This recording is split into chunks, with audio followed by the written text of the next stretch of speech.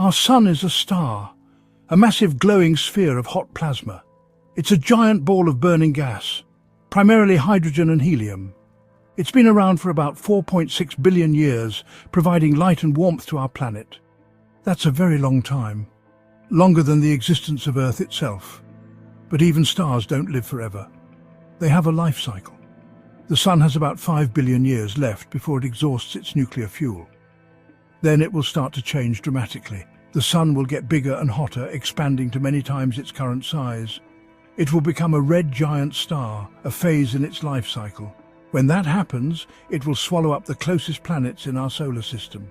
Mercury, Venus, and maybe even Earth could be engulfed by the expanding sun, but that's billions of years in the future, far beyond our lifetimes. What if the sun exploded tomorrow? It's a terrifying thought. It wouldn't be a big, bright explosion like in the movies. It would be a different kind of catastrophe, and the effects on Earth would be devastating, causing unimaginable destruction. Life as we know it would cease to exist. Our planet would be left barren and lifeless. Our planet would be a very different place, a stark reminder of the power of our sun. Light from the sun takes about 8 minutes to reach Earth. So, we wouldn't know the sun exploded right away. We'd still see it shining in the sky, but 8 minutes later everything would change. A massive shock wave would hit Earth. This shock wave would be incredibly powerful. It would travel at the speed of light. The side of Earth facing the sun would be vaporized instantly. The other side of Earth wouldn't be spared. The shockwave would heat the planet to extreme temperatures. Everything would burn. The oceans would boil away. The Earth would be a barren, lifeless rock.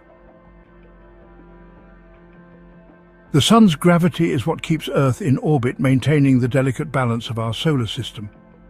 It's like an invisible string holding us in place, ensuring we don't drift away into the void. But if the sun exploded, that string would be cut, severing our connection to the solar anchor. Earth would fly off into space, no longer tethered to its life-giving star. Our planet would drift through the vast emptiness of space, a solitary wanderer in the cosmic ocean. It would be a lonely journey, with no familiar celestial bodies to keep us company. The Earth would be cold and dark, deprived of the sun's warmth and light. It would be a completely different environment than the one we're used to, a desolate and uninhabitable world. It's possible that Earth could eventually be captured by the gravity of another star, finding a new home in a distant system.